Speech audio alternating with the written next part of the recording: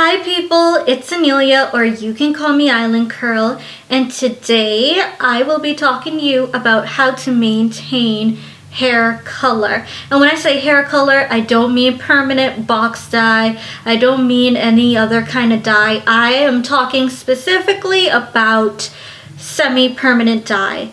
And I just want to say that because I'm not too knowledgeable about like box dye. I've used box dye like maybe twice in my life.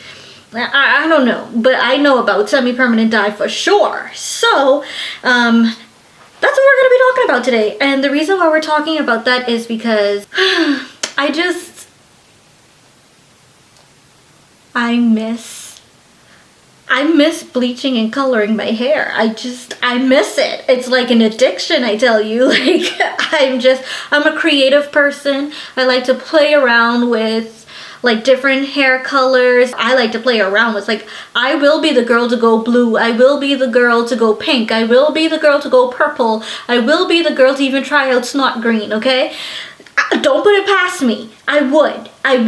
I just like to play around with different colors when it comes to my hair. I like to just be creative. I'm a creative person. So I feel like I've said that 50 times, but that's because I'm trying to let y'all know that I'm just creative. But anyway, yes. So, I mean, I'm trying my best not to bleach my hair or dye it. I was like about that close to buying bleach. And hair color and like taking these passion twists out and like, oh yes, let's go blonde, baby. But you know, my boyfriend had to talk me down off the ledge. And I said, Annelia, you want healthy hair, so stop bleaching it all the damn time. Like, I just cut off so much of my hair because it was damaged from me constantly bleaching and dyeing, and it's like, oh. But I need a fix. I need a fix. And I feel like maybe talking about how to maintain hair dye will kind of scratch that itch. So let's hope that that's what this video does. If it does nothing for you, let's hope it at least does something for me. Anyway, let's get into it. Let me get my cellular phone. I have it written down in my notes, that's why. So let's start with the actual process of dyeing your hair, because this is really where it begins, right? So when you're dyeing your hair, you want to wash your hair first. You want to wash your hair before you put the dye on your hair. Otherwise, you're just going to be shampooing out that dye, which is kind of counterproductive, you know? You want to start by washing your hair first. Some people also deep condition first, some people deep condition after, but we'll get to that. Okay, so that's tip number one. If you want to make your vibrant hair dye stay vibrant and last longer, you gotta start with that. Next, you're gonna want to rinse your hair with cold water. So let me tell y'all something about this little island girl named Annelia. I don't do cold, okay? I don't like cold weather. I don't like cold water. Call me a tea-bag because I like to sit in boiling hot water when I shower, when I wash my hair, when I do anything. It's gotta be hot, okay? The weather has got to be hot, okay? Otherwise, I'm not comfortable, you know? I'd rather sweat than shiver. Okay, I much prefer sweating than shivering, and I don't care what nobody said. It does not matter how much clothes you put on, you still cold after. Okay, all right. But I say all of that to say, when I have bleached and colored hair, I don't always. Okay, I'm gonna be honest. I never, except for that initial like rinse, when I'm rinsing the actual hair dye out my hair after I put it on, that's probably the only time that I rinse with cold water. Every single time after that, I do hot water. I do boiling hot. I be in there like roasting like a turkey, okay? I just don't do cold water. So I'm not gonna judge you if you don't do the whole cold water thing. I know there are a lot of people who don't like to wash their hair or even shower in cold water, so I'm not holding you to that, okay, sis? I'm not, but I'm just being honest with you. That's one tip and one rule that I do not follow, and my hair has been fine. That may not be fine for you. You may be like, no, I want to do the cold water rinse. go ahead, baby. Go ahead, okay? All right. Next. What is next? Okay, so like I said, we're still in the like we just dyed our hair type of situation. So when after you wash your hair, you apply the dye, you rinse it with cold water. Then some people, if you didn't deep condition when you shampooed, then you want to deep condition. And when you deep condition, you put some of that dye in the deep conditioner or regular conditioner, whichever you choose, or you could do both. I personally have mixed hair dye with my deep conditioner because I don't regular condition, because I feel like to condition and then deep condition and then apply leave-in conditioner, it's too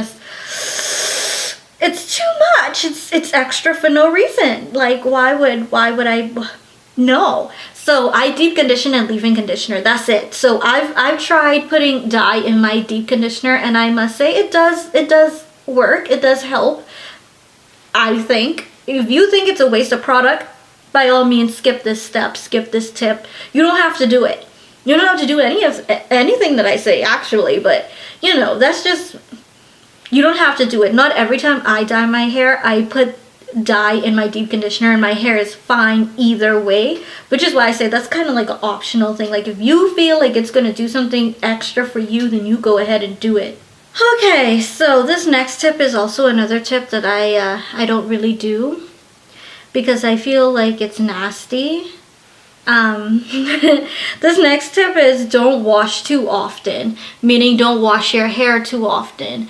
Now, someone like me, I use a lot of gel because I like to do wash and goes, and I like to do my wash and goes with gel. And product buildup is very, very, very possible when you're using a lot of gel. And so I can't go a whole 2-3 weeks without washing my hair. And first of all, if you go 2 to 3 weeks without washing your hair is drying out. That's not good for your hair. Moisture is it's just not good. So I kind of don't know if this is a good tip to give you guys, but you know, Google said this, and I'm just going to tell you, this is what Google said. Now, it's up to you whether or not you want to go along with this tip. I personally do not. I wash my hair once a week, and if things get rough and I'm unable to wash it at the end of each week, then maybe every week and a half to 2 weeks. Never beyond 2 weeks unless I'm protective styling like how I have in these passion twists.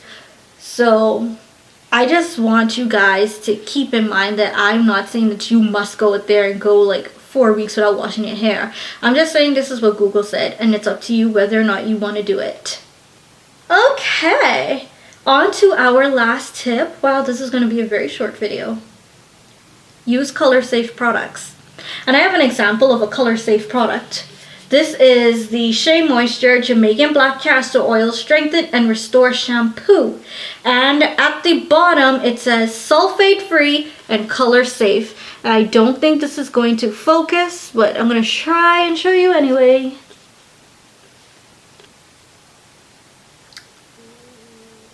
It's not showing, but Shea Moisture Jamaican Black Castor Oil Strengthen and Restore Shampoo. It does have color safe on the bottle, and usually when a product is color safe, it will say so on the bottle. So yeah, you want to choose products that are gonna be like easy on your dyed hair, because semi-permanent dye isn't like permanent dye. Semi-permanent dye fades. You know, it washes out. It doesn't wash out like rinse washes out, but it like I said, it fades. And so you need to use products that are easy enough on your hair that it does not quickly fade your dye. I once used products on my dyed hair, and my hair was back to like a golden tone in like 3 weeks. It was and that was such a pretty color that I had. Like, I didn't know how I got, it was ginger, but I didn't know how I got that shade of ginger. It was so vibrant and so like orangey, like fiery red, like orangish. I keep saying orangish. Orangey red, but it was beautiful. It was like a Ronald McDonald in a good way kind of red. Like, it was, if I could find the picture, I'll insert it.